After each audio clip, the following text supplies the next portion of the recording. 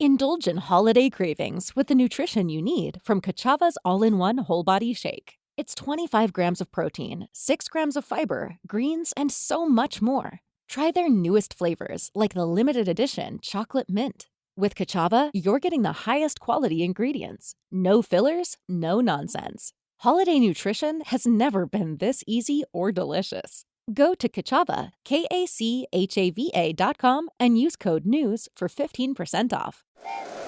Happy holidays! Want to give your host a gift? Consider subscribing, rating, and reviewing the show this holiday season. It really helps the show grow. From all of us at Believe, have a Merry Christmas, everyone, and a Happy Holiday.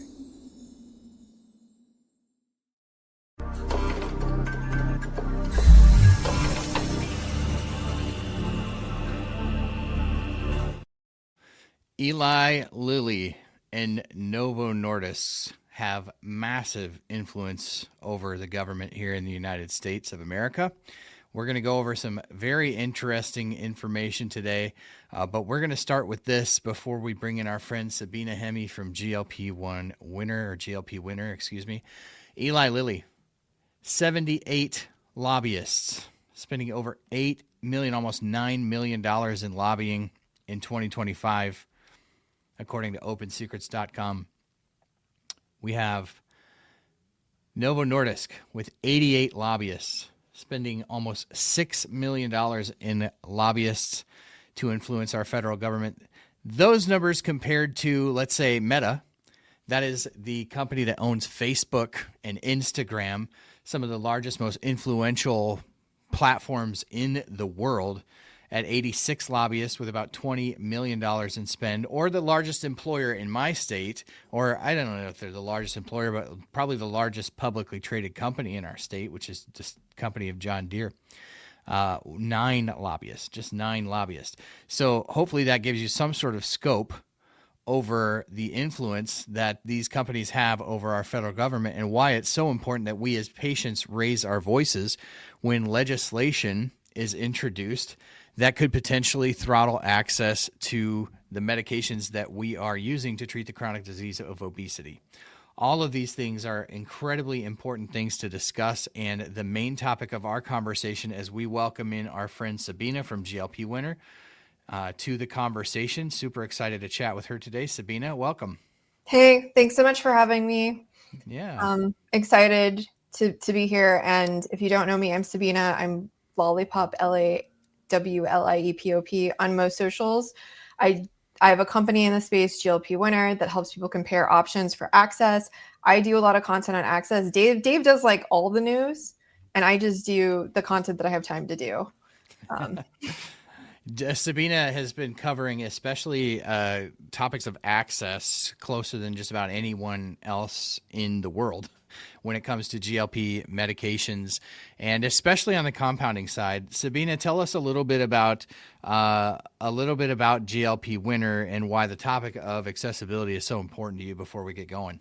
Yeah, our goal with GLP Winner, sometimes we call ourselves like Kayak or Google Flights, that we help people find GLP-1 medication. So no matter where you're coming from, if you're looking for name brand medication, compound, we help you compare the options with transparent pricing, reviews, and sourcing.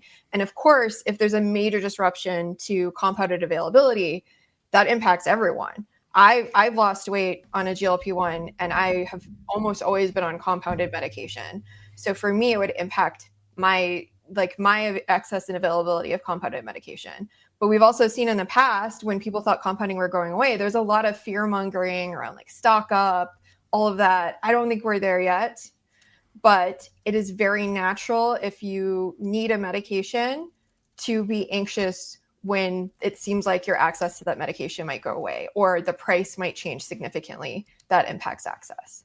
Absolutely. And it is a topic of conversation that we also focus very heavily over here On the Pin, because there's nothing that impacts patients' ability to have more competent and confident conversations with their doctor than knowing what the next month is going to bring for accessibility to their medication.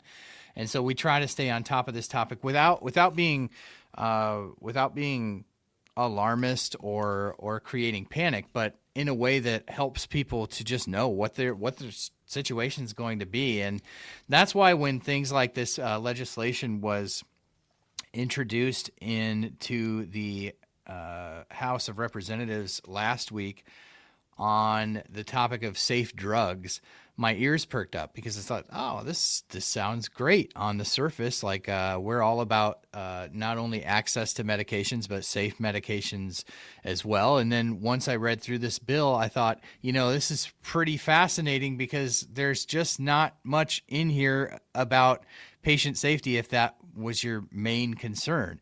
So Sabina, let's talk a little bit about this bill first, and let's talk about let's keep you here to talk to you about it. But let's talk a little bit about what is in this bill and what is not, and why, for you and me, this bill kind of stinks. Yeah. Well, I think the most interesting thing about the bill is that it's all about safety, but it doesn't actually seem to impact safety significantly. And it fiddles with definitions that already exist. And it's just kind of like, why are you fiddling with definitions that already exist? There's something very suspicious. It stinks. And when you look at the summary that was put out and the press release that was put out from the legislators who are sponsoring it, it was just straight up anti-compounding. So, I mean, to me, I think there's a lot of things that we could do to improve compounding. Like, I would love if 503As had to do adverse event reporting. This wasn't in there. But I don't really trust legislators from Indiana to make decisions on compounding legislation, for what it's worth. Yeah.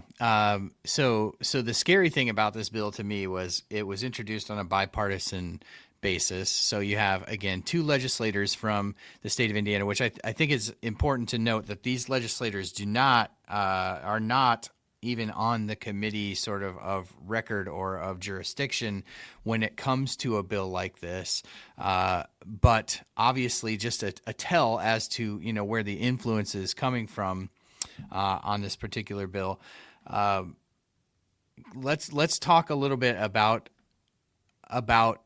some of the ways that compounding medications could be improved from a safety standpoint. You already mentioned the topic of potential adverse event reporting, which many people are confused because 503Bs are required to report on this. So it isn't as if that this never has existed, but it doesn't exist for 503As. Are there any other things that jump out to you in terms of things that are obvious or low-hanging fruit that could be done in terms of increasing patient safety when it comes to compounded medications that are not in this bill?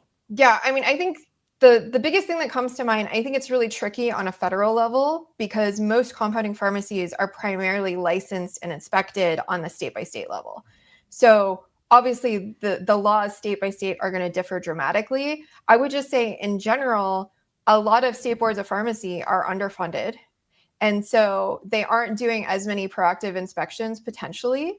So to me, I think setting some minimum at the state level could be totally positive for compounding pharmacies. And when I talk to really engaged compounding pharmacies, I mean, they want everyone to be doing a better job too, because they don't want bad actors to make them look bad. So I think, having more well-defined standards for compounding pharmacies of what safety is would just be across the board positive. I don't really think this bill addresses any of that. Yeah, I think back to, I was kind of sometimes towards the end of the year, I don't know if you get this way, Sabina, at all, but I get like really reflective about what I accomplished in the previous year, what I hope to accomplish in the coming year.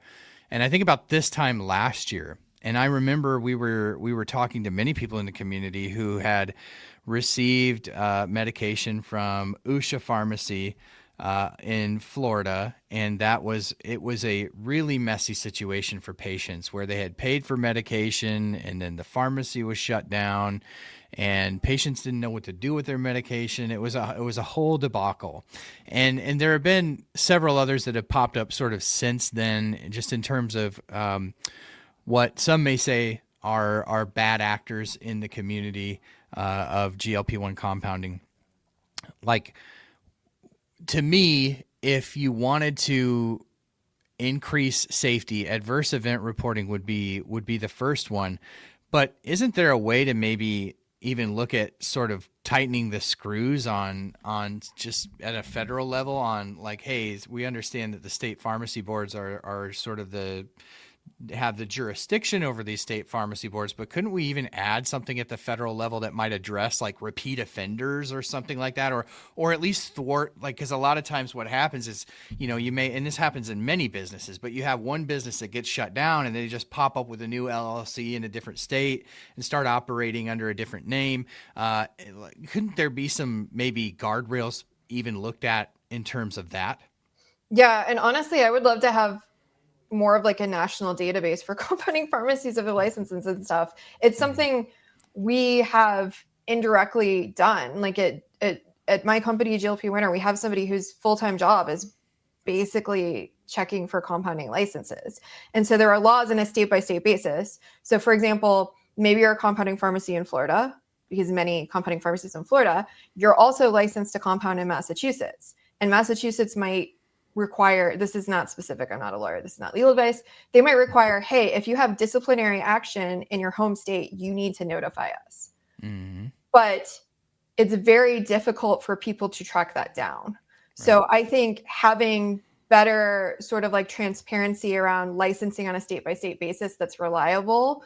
Some states update their licensing literally every 30 days. So if there was disciplinary action on a pharmacy or something else like that, you wouldn't know for 30 days, potentially. Right. So there's a lot of things like that where access to information and data that was more centralized at a federal level for compounding pharmacies would be really helpful. The FDA has some amount of registration for 503B outsourcing facilities, but even the FDA, I know, will, do warning letters, and it will sometimes be months before they're ever posted on the website. Mm-hmm. So things like that, so patients can have more transparency, I think it's really positive. We're trying to bring a little of that at my company by looking up licensing and displaying licensing on our site when we can. But to be honest, in some states, it's very difficult to feel confident that you looked up the licensing and that everything is accurate, up to date, because it only gets updated once a month. It's a whole mess on a state-by-state level.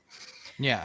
Very hard when there's no standardization from a federal level. And I think you and I would both agree, like when there's no standardization at a federal level, it just makes it very difficult for patients to make hide or hair of anything. But also, to the system's credit, this is new. We've never seen medications compounded at this scale that impacts so many people. And so really we're trying to play catch up in terms of safety. And I think both you and I agree that there is a need for additional guardrails. But I think we both also agree that this bill does nothing to do any of that.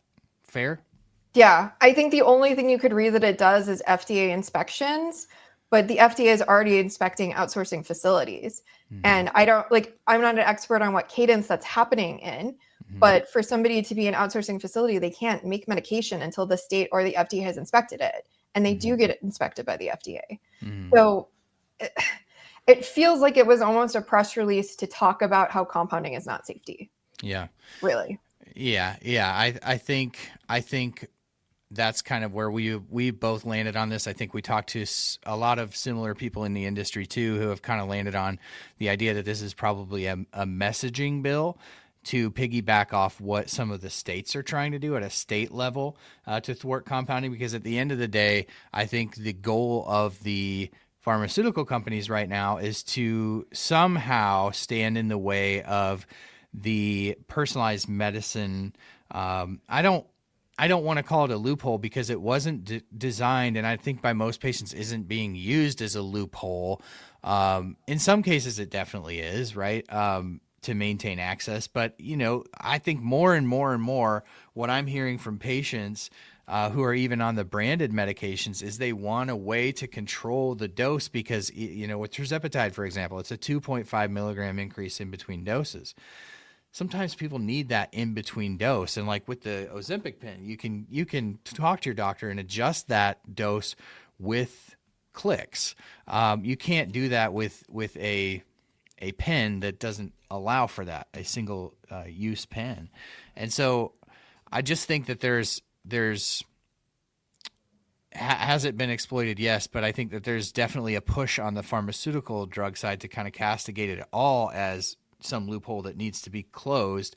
And I don't think it would be universally supported if a bill just came out and said that. But as you said, they're sort of tinkering with definitions that are already defined. And in my opinion, this is all designed to create just an opportunity for these pharmaceutical companies to come in and argue these things in court and hopefully win, and just, again, throw a Hail Mary to thwart accessibility to compounds. And I think that's where I really take issue with this federal bill. Now, on the topic of these state bills, you had broke a story, was it yesterday or the day before, about some legislation out of the state of Florida. Can you bring us up to speed on that, and then also kind of tie into how this federal legislation maybe was introduced at a time to, kind of piggyback off of what's being done in Florida? Yeah, well, I think the federal legislation is in the House, and right now the House is very slow to put things through. So the federal legislation, I think best case would pass in a year, right? But I think the state legislation that came up in Florida, first of all, this bill is nasty. We can get into it. It is absolutely shutting down compounding. There is no ambiguity here. It is designed to shut down compounded GLP-1s. And is this Senate Bill 860? Yeah, Senate Bill 860 in Florida, SB 860 in Florida. Okay. Since so many compounding pharmacies are regulated on the state level, and because the federal level, it's slower to get things through. And if there's a federal bill, there's going to be a spotlight on it from, to be honest, us, right? I think it is potentially a strategy to try to get legislation through on a state to state level, and things can move much faster in the state. So in Florida, the legislative session starts January 13th. So, and the other interesting thing about this Florida bill, which we can get into the details of, but most bills that change industry, that, companies need to adapt to, companies have to change the way of doing business in order to be compliant, they will have a notice before they become active. It'll be like, becomes active in 6 months or 12 months, or we're going to stagger in like this change. And this bill, when it gets signed, it immediately becomes active, which would immediately shut down compounding. I mean, you look at the legislative session from January 13th to March 14th, the governor, it could pass. I'm not an expert on Florida, so I don't know how quickly or how likely that is yet, but it could pass. It could get signed into law by the governor, and then immediately compounding pharmacies in Florida would not be able to compound for weight loss drugs. So why, another thing that I find interesting here is that this goes right after obesity medicine specifically. So I would think if you were a legislator and you wanted to improve the safety of compounded drugs, you would want to improve the safety of all compounded drugs. Why just obesity? Why are we singling that one out here? Yeah, I mean, obviously, compounding pharmacies are critical U.S. infrastructure. They do a lot. And even in the federal bill, it has exclusions for compounding pharmacies in hospitals. So any hospital you go to, for the most part, uses compounding pharmacies. Sometimes they have a compounding pharmacy in the building that is compounding medication for the hospital to use. And so I'll give an example. Everybody knows the Mayo Clinic, one of the most prestigious hospital networks in the country. They prescribe all kinds of compounded medication, but they don't prescribe compounded GLP-1s. And there's specific bias around this medication, I think, because of the influence of Eli Lilly and Novo Nordisk. If you're running a top research hospital like the Mayo Clinic, you need to have a workable relationship with big pharma companies that are spending money on research, right? So we see all of this rhetoric where compounding is unsafe, compounding is unsafe. It's been fine for hospitals. It's fine for the Mayo Clinic. It's just these medications. And to me, that's suspicious. Yeah, I think there's so many things when you put all the pieces of the puzzle together. You have a federal bill that is 100% cloaked in patient safety, that does very little, arguably, of the obvious things that could be done to increase patient safety around compounding, but really goes to the heart of what I feel like is, if you're going to have a bill that is going after patient safety around compounding, you target the bad actors. You target who is out there that are doing bad things that could be harmful to patients, and what are they doing, and how do we write it into the bill to thwart that? That doesn't happen anywhere in that bill.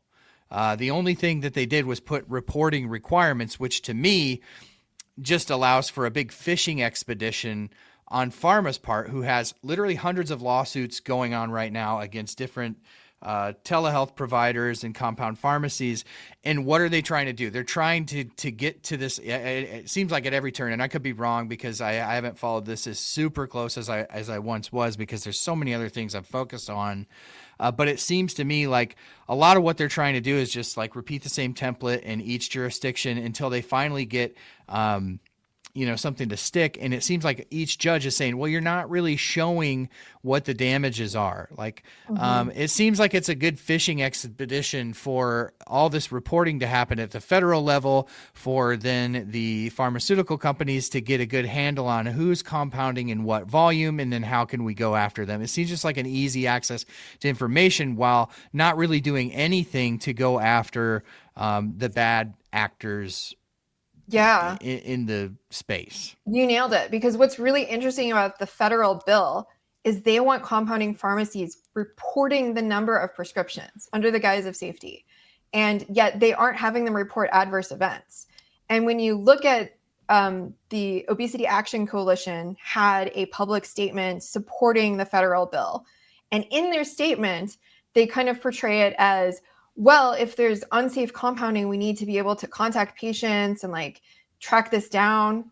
Look, knowing the numbers of prescriptions does nothing to help that, right? And actually having reporting where you're contacting patients who have gotten medication from a pharmacy, that's a HIPAA violation. So to me, and you aren't even tracking adverse events.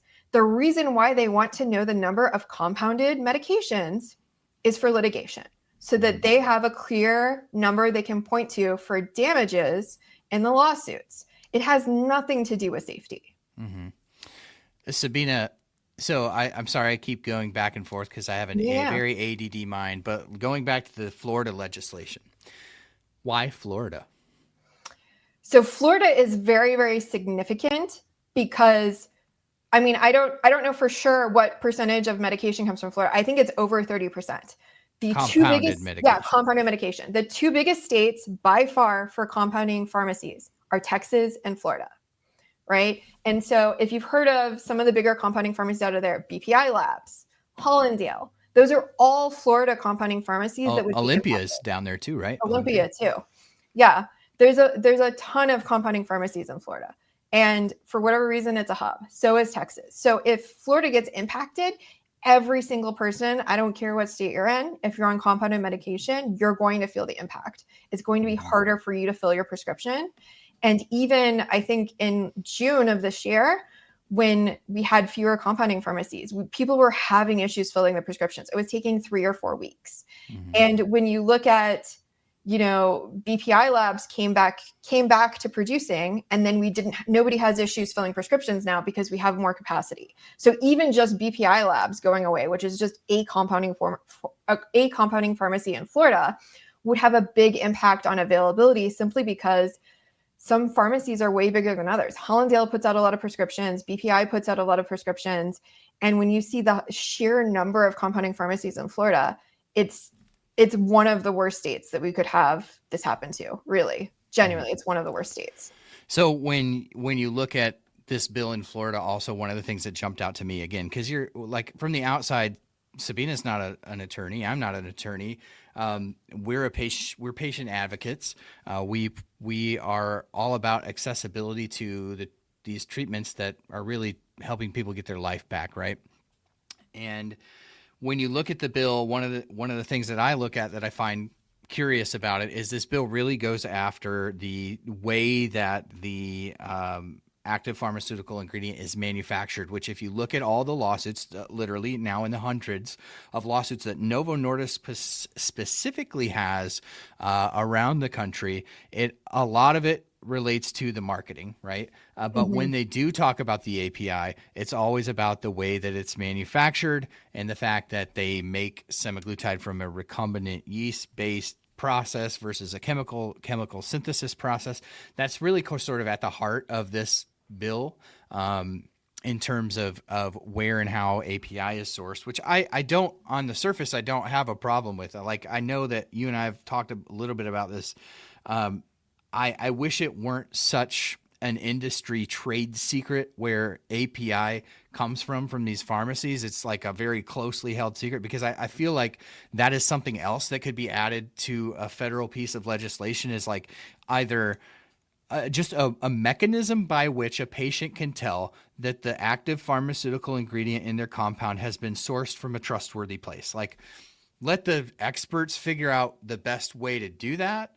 But that's, again, a very easy way that patients could know I'm working with a pharmacy that is legitimate, because so many people come to me as a content creator and they say, what telehealth company should I use? And of course, we partner with Shed here on the Pen. They are a sponsor of our podcast, and we love them and we love what they do. They partner with a great pharmacy called Strive Pharmacy out of Arizona. And so for me, a big part of that decision is, who are they partnering with on a pharmacy level? And I think that's like the bigger question for a lot of patients, because at the end of the day, the telehealth experience, and you have a lot more experience and can speak to this, and this is sort of what your platform does. But at the end of the day, you kind of have a similar experience between telehealth companies. But at the end of the day, when it comes to patient safety and efficacy of the medication, it's more important to me where the compounded medication is coming from. And so it would be low-hanging fruit to allow a mechanism by which patients could tell where the active pharmaceutical ingredient is coming from. Do you agree with that generally? Yeah, in general, I'm a huge fan of transparency. Like, one of the things we do at GLP Winner is we try to show you what compounding pharmacies providers use. So if you have loyalty to a compounding pharmacy, or you really like their product because you've had a great experience, then you can find people who use that compounding pharmacy. It's equally important, right? The doctor writes the prescription, there's treatment, there's care, there's support around your journey, but then there's the actual medication that you're getting, and both are very important. I think when we look at the Florida legislation, it says it needs to be identical to the manufacturer, manufactured in the exact same manufacturing process. And as you pointed out, Novo has always been talking about how they have like a yeast-based formulation rather than a chemically similar API. And when we talk about API, we're talking about the active ingredient. So really briefly, if you're not familiar, the way it works is the API is manufactured somewhere, typically somewhere else, not at the compounding pharmacy. It's the active ingredient. I talk about how it's like the lemons that go in to make lemonade that is your medication, right? It's the key ingredient. The FDA put together a green list of API manufacturers. And unfortunately, that is private. I don't know why it's so secret, but people like to keep their APIs super secret. And basically, the green list is the FDA saying, specifically for GLP-1s, we love this, like, we think this manufacturer of this API for GLP-1s is safe. Right? That's work that the FDA didn't actually need to do. They did it because compounding has been such a controversial issue around safety in this space. So they want people to have, APIs from manufacturers that they trust. The FDA did that work. That list exists. What the Florida legislation does is it says it basically undermines the FDA. It says the FDA isn't going far enough. And at the beginning of the bill, before it gets into actual changes, it's just honestly kind of shit talking the FDA and saying that the FDA isn't doing enough. So it requires the active pharmaceutical ingredient to be the same. And here's the other really interesting thing. It wants the API or active pharmaceutical ingredient to have a COA, which is like, I'm not opposed to. They want the COA to have listed impurities, which, to be frank, I don't understand if that is a huge ask or not. But they want the COA to have safety and efficacy information on the medication. And a COA, just for Yeah. helping people understand what that is, certificate of analysis. Like it's just a scientific process by which they test the ingredients that are in the compound, right? Yeah. So when your certificate of analysis is basically like, hey, this is 99.9% trizepatide or whatever the active ingredient, that's typically what they look like. And it also will test for sterility and other things. And the API requiring a COA that has safety and effectiveness information on the medication, it doesn't make sense for an active ingredient that is not yet a drug or medication, right? So it's just an active ingredient that could be made, like the lemons that make into lemonade. It could be made into a medication. But I think actually when you read between all the lines of the restrictions on API, it's almost like they only want compounding pharmacies to be sourcing API from the brand name manufacturers, which of course, Eli Lilly and Novo Nordisk probably don't want to sell API to compounding pharmacies. They made it very clear they don't like compounding pharmacies. Right. So it's unclear, but if, a compounding pharmacy wanted to take API with safety and efficacy marketing information on their certificate of analysis, which is not what that is like lab tested to have the active ingredient you want it to have. A, that doesn't make sense, but B, because compounded medication is not FDA approved, the FDA has not evaluated it for safety or effectiveness, it would then be in violation of the FDA's guidelines to have an API with safety and efficacy information on it. So it's just like, to me, it's like impossible to comply with the law, basically. Well, at a very minimum, I think, and we've spent the better part of our week talking to people in the industry, legal experts. Everybody's trying to untangle the implications of this right now. And I think at the end of the day, at a minimum, what you said earlier about really how this bill gives no time for reaction or planning or anything. It's just like, it's the law, boom, it's there, and now you got to abide by it. Because it's so difficult for companies to parse out from a legal perspective how to be in compliance, I think it's another tell, right? So first we have the tell of this thing that Novo continues to bring up in their lawsuits in terms of how the active pharmaceutical ingredient is made. That's the first tell. The second tell, I think, is that they're really forcing people to do something, forcing the compound pharmacies to do something that they've also cited in many of their lawsuits, and that would be, for example, using claims in their marketing that, this medication is, people lose X amount of weight on this medication, or reduction in cardiovascular events, all things that are all data that is accurate about the FDA approved version of the medication, but that there are strict rules around being able to use that when you're talking about a non-FDA approved compounded version. So really they're kind of like forcing people into a situation where they are now in violation of the law and the federal law.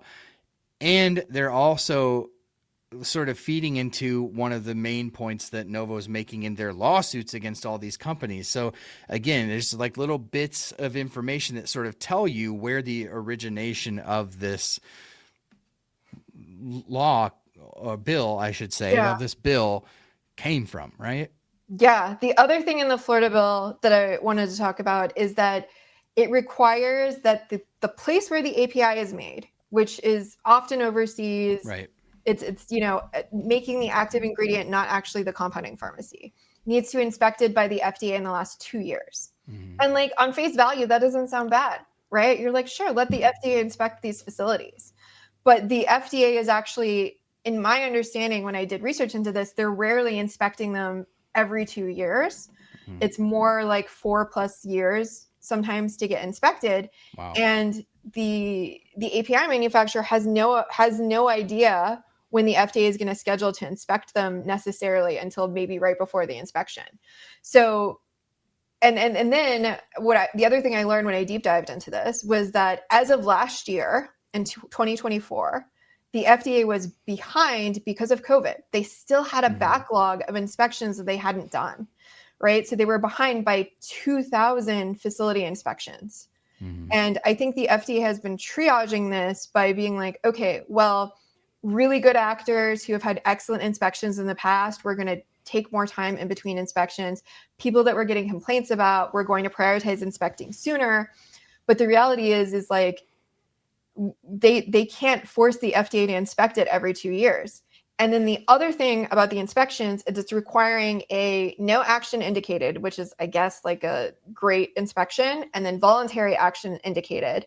And then there's a third one that's like OAI, which is like more action indicated, is like the outcome of the inspections.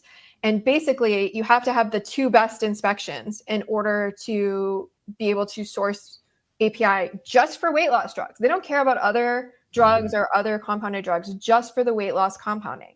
And really what that's doing is the FDA could inspect a facility. They want that facility to make some changes. They think that facility is safe. They think that facility is fine to operate and continue manufacturing medication. But the state of Florida is saying, no, they aren't. That facility actually isn't, even if it passed the FDA inspection, right? So it's the state of Florida overriding the FDA's inspection while also not knowing the details of the inspection.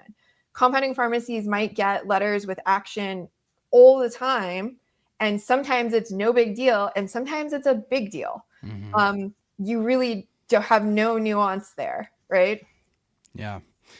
That's, I mean, again, just another piece that goes to show you, like, what is this really about? Quick pop quiz. There are more people on branded GLP-1s than compounded GLP-1s. True or false? My understanding is that that's true. Yeah, that's true. I mean, everything that I've seen is that is a true statement.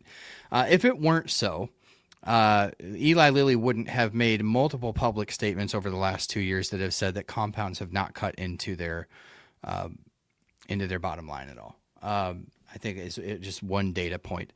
But I bring that up because Catalent, the Catalent facility in Bloomington, Indiana, just this past week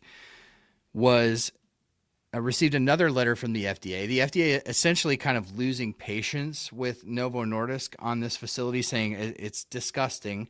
We've, cat hair near the sterile vials, things where they shouldn't be, dirty facility, etc. Right? Yeah. Catalent, and I think this is one thing that gets lost in the conversation. Novo Nordisk acquired Catalent this time last year. The sale was approved. So they've had almost a year to clean this mess up. They haven't. And Catalent is responsible for not only a good number of injectable Wegovy and Ozempic, including injectable medications that are made at this Bloomington plant. But Catalent also holds contracts with Eli Lilly, is my understanding, I'm going back into the far reaches of content that I've made over the years, but I do recall that one of Lilly's objections to Novo Nordisk acquiring Catalent is because they had agreements with Catalent because it was a generics manufacturer and they had manufacturing capacity. Lilly was leveraging Catalent to help to make some of their sterile injectable medications. I don't know that we ever learned which ones, but so when you think about the branded GLP-1 medications and the fact that most people that are on a GLP-1 are on a branded medication, and Catalent continues to get these warning letters from Novo or from the FDA, and de facto Catalent receiving this, but de facto Novo Nordisk receiving these, I just find this massive push to be almost like misguided. Like, shouldn't there be more safety rails? If we're going to invest time and resources and our representatives, all the other things they could be doing there, right? If you really want to make an impact on drug safety, then why are we just zeroing in on this when we have something like slapping us in the face about branded medication? Seems a little ironic to me.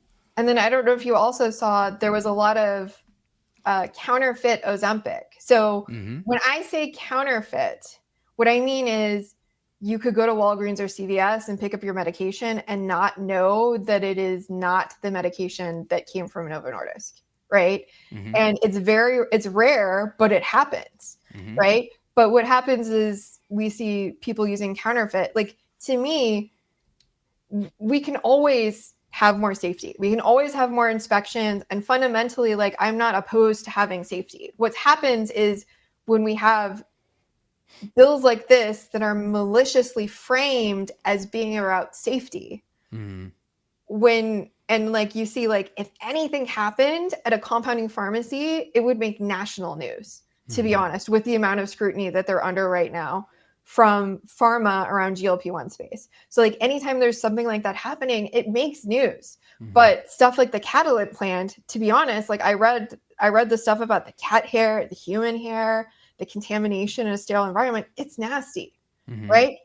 That story didn't get covered widely. Yeah, and we start covering it on social media, and our accounts start going away for a week at a time. Yeah, and when you and I both did stories on that, and they both got suppressed. They only went out to our followers. It was bizarre, right? The story I did on social media on this Florida bill got suppressed, right? And maybe it's the TikTok algorithm being weird, but it feels weird to me, you know? Yeah.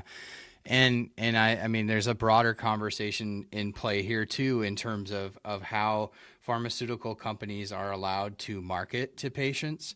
And not that I necessarily think that's a bad thing. I think it's a great thing that people be aware of the treatments that are out there for their chronic disease. I'm not against that. Otherwise, I wouldn't be putting my life work into this. But I think where it becomes tricky is, how do we know then that the news that we are receiving is unbiased when the news program that we're watching is largely funded by these companies? It's hard to know as a patient that you're getting good access from the media, that people largely rely. They have the real platforms. They're reaching the millions, the masses, and shaping the minds. Yet there is a Pfizer commercial, I feel like, 4 or 5 times during a single news program. And then you're like, am I really getting the right information about this medication? I find the story about counterfeit drugs, and we're talking, folks, if you haven't been following this, I've literally been following this story for over 2 years. I have a whole playlist on TikTok in terms of this problem, but people literally going to their corner drugstore to pick up their Ozempic, and come to find out that these drugs are completely illicit. They're counterfeit. They're in Novo pens. They're marked Ozempic. They go through their insurance. They get it handed to them from their pharmacist, and it's fake medication. To me, that should be one of the largest stories in medicine ever, because it begs the question, what other drugs am I getting to treat a chronic condition or a chronic disease, God forbid something like cancer, where because there's so much money involved, it's become a target for illicit actors to infiltrate our drug chain? It seems like if there should be a piece of legislation being introduced right now, it should be something that is safeguarding the sanctity of going through our pharmacy and knowing that what's being handed to us is exactly what we paid for. There are guardrails around compounding already. You can't say it's FDA approved. It's not. People know that they're generally are aware that they are taking an inherent risk because it hasn't gone through the FDA process. Now, the internet will debate all day long about what sort of validity something having an FDA stamp on it means, but what it's supposed to mean is sort of sacred to people, right? They ought to know that their $5,000 biologic isn't bacteriostatic water in a bootleg vial. You know what I'm saying? Like, that to me seems like the biggest story in medicine, maybe of my lifetime.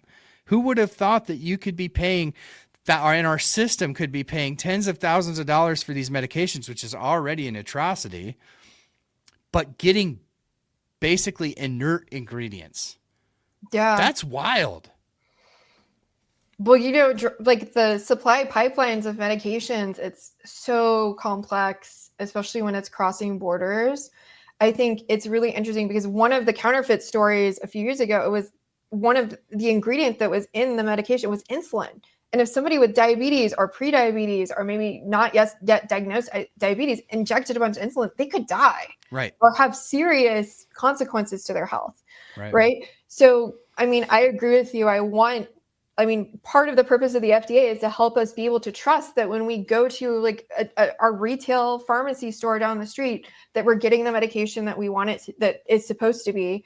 And because GLP-1s are such a hot commodity, they're so expensive, they're a target for interference and counterfeits more so than most other medications, right? Somebody's not going to go swap out your penicillin because there's a lot less of incentive for it. But because these medications sell for so much, it's super interesting, because you look at like general supply pipelines, not in the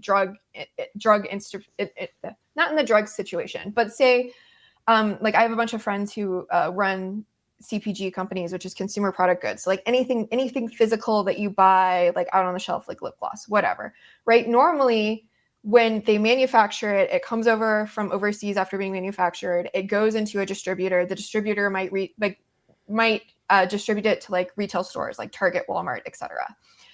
It's very normal for them to have 20% shrink, meaning 20% of the product just goes missing.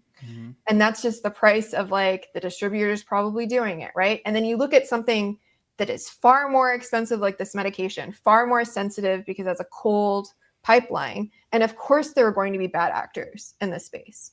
And, it's interesting because one of the things I actually like about compounding is, sure, maybe the active ingredient is coming from outside the US, as it almost always is for many of your medications. 70% of our medication comes from overseas. But it's being combined in the United States and it's being tested at the compounding pharmacy level, right? Sometimes if you are importing drugs and it never gets tested, it's like, well, you're relying on the supply chain being safe, right? But because it's coming directly from the compounding pharmacy who's testing it, I think that helps me feel better about it than I would in other situations. Not saying that I don't trust name brand. I think generally speaking, when most of you go, if you're on name brand medication and get it from your local pharmacy, you are getting the name brand medication. Counterfeits are relatively rare. They are relatively rare, but it just takes, I mean, it's rare until it happens to you, I guess. Like, you know what I'm saying? And we're talking, I think if y'all want to look up and see and just wonder how serious this could get and what a national security issue this is, frankly, the first story that I think ever flagged me on this whole thing was a couple years ago. There was a guy in Chicago who was taking an injection of Ozempic, and he took his shot, and then within an hour, his head was spinning, and he nearly died because what he had injected was insulin. There was insulin in his pen labeled Ozempic, and what it was Sanofi insulin in a very similar looking Ozempic pen, and somebody had intercepted, like you said, that shrink, like some of it just disappears. They had intercepted insulin pens. They had printed off Ozempic labels and replaced them and made its way into our pharmacy chain. And I just think, like, again, in a world that blockchain exists and ways to track things better, there are much better ways to spend our finite legislative energies into preserving the sanctity of our healthcare system to preserve people's safety and health than what we've seen over the last couple of weeks, which is why I think it's so important that as a community we make our voices heard on this. There are tens of thousands of you within the community who have benefited from the use of compounded medications and seen your oops, sorry, I lost Sabina. And seeing your health improve because of your access to compounded medication. So I want to take a moment to just plug our change.org petition. You can go to our link tree, otplinks.com. If you go to otplinks.com and just click the first link, that's going to take you to the Safe Drug Act, Stop the Safe Drug Act petition that we have at change.org, and you can just put your name on there. The more names that we get added to this, the louder and harder to ignore the petition becomes, and then hopefully we can interject some of what we're talking about today into the national conversation about these things, because at the end of the day, that's the goal. Is the change.org petition going to stop the legislation? Probably not. but it will interject our ability to have our voices heard into this conversation. That's the goal. And so I would just ask that everyone within the sound of my voice, if you agree with what we're saying, and if you're sitting there head nodding, just take a minute to sign this petition. One question I have, and I don't mean to put you on the spot, but I kind of am. Mm-hmm. Why do you think we haven't heard anything from the organizations that represent compound pharmacies on the topic of this legislation? Or am I just not seeing it? But I struggle with being, you and I being the loudest voices on this. I'm a little perplexed by that too. I'm not sure. And for what it's worth, I think the change.org petition is really valuable because the federal legislation is going to be used to be pointed to at the state level and say like, well, look, it's such a problem. Look at this federal legislation. Yeah. Right. And they're doing something about this in DC. We've got to act here. Right. And then they think, oh, okay. So then bills like the Florida bill can move faster at the state level. The change.org petition is a great way. If you don't live in Florida, you can't contact your representatives in Florida, sign that and share that with your friends so that we can show clearly and strongly and quickly that people are opposed to this. Right. Right.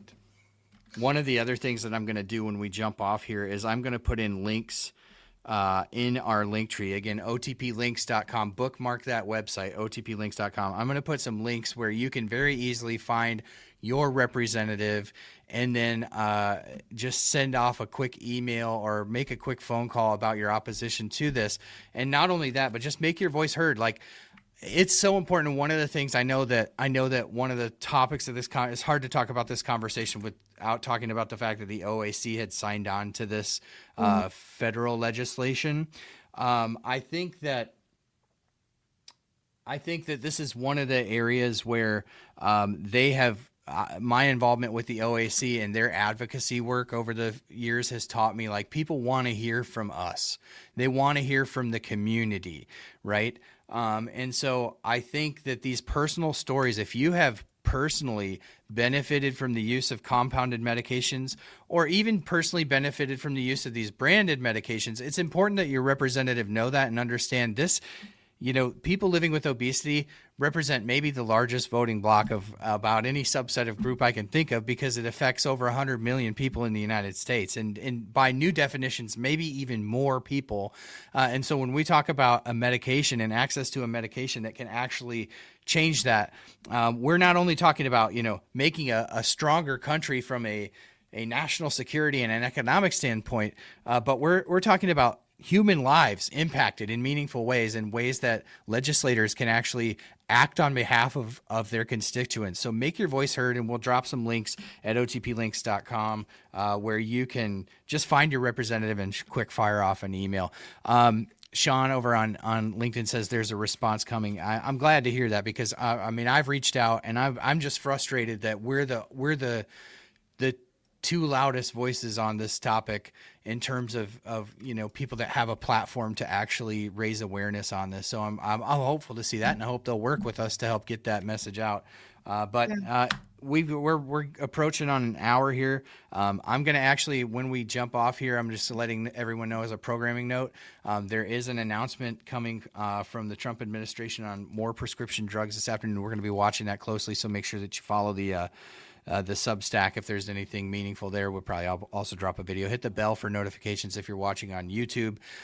Sabina, any other final thoughts that we maybe didn't cover today that you want to throw in there? Yeah, one thing I will mention, obviously the Florida legislation is devastating. It will impact all of us on compounded medication. If you live in Florida and you can contact your representatives, I would so appreciate it. And the legislative session starts January 13th through March 13th.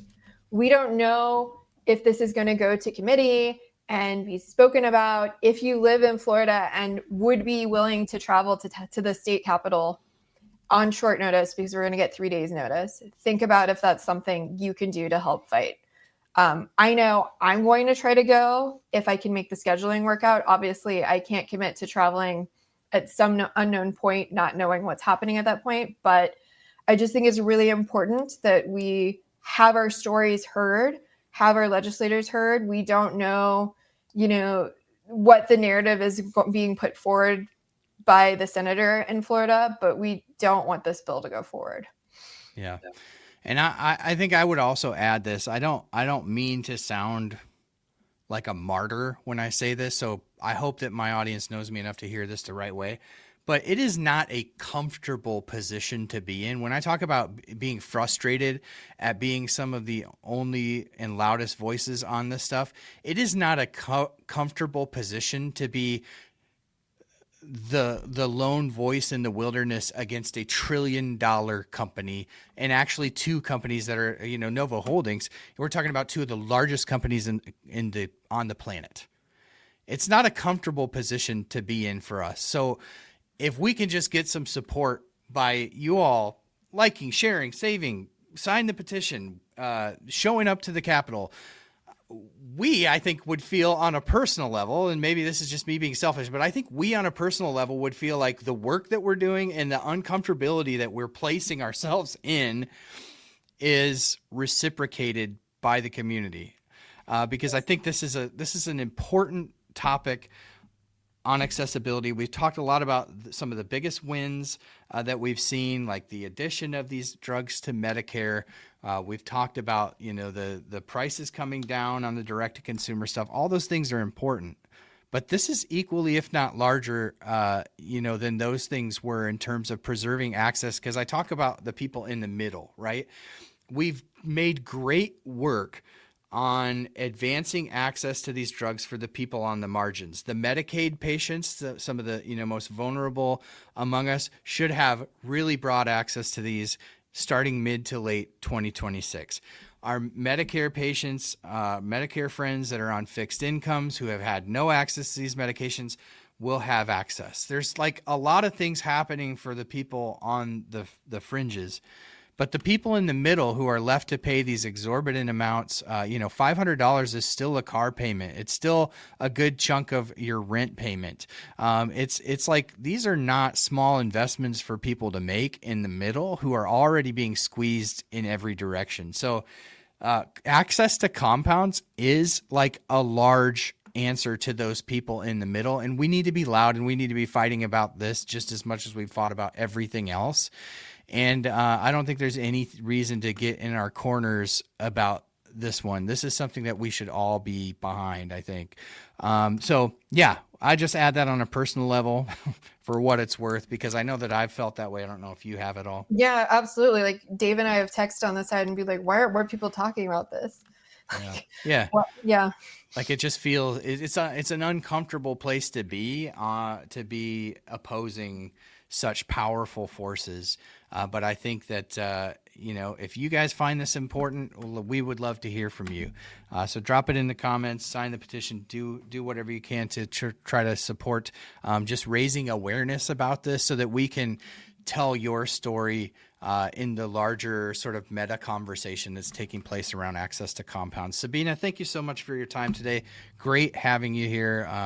You're obviously welcome anytime, but I love chatting with you about this because I know you're just equally as passionate as I am. Yeah.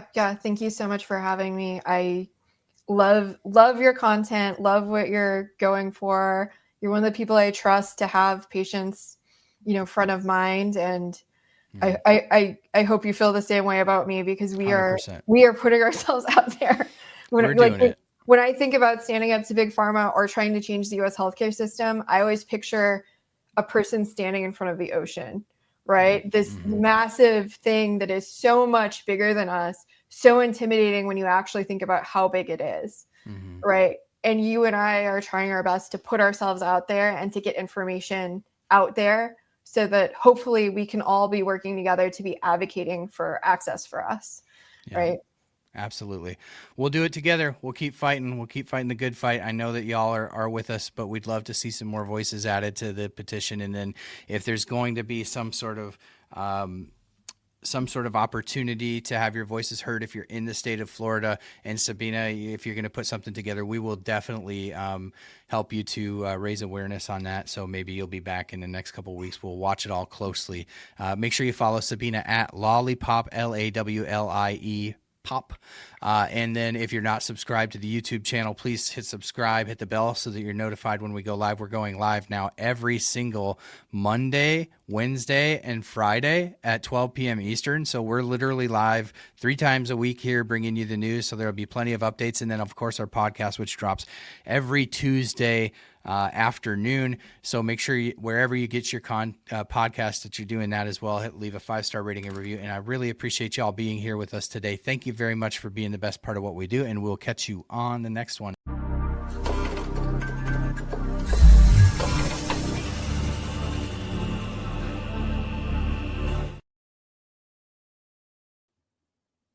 Holidays mean feasting, from cheddar biscuits to French toast bakes. Hero Bread has you covered with 0 to 5 grams net carb and high fiber options to ensure your holidays stay delicious and balanced. Like their 3 grams net carb pan of chocolat. Hero Bread is offering 10% off your order. Go to hero.co and use code FALL25 at checkout. That's FALL25 at hero.co. All figures are per serving of Hero Bread. Contains up to 17 grams of fat per serving. See the product nutrition panels on hero.co for more information. If you like the show, please take a moment to rate, review, and subscribe. It really does help the show to grow. Thank you for listening.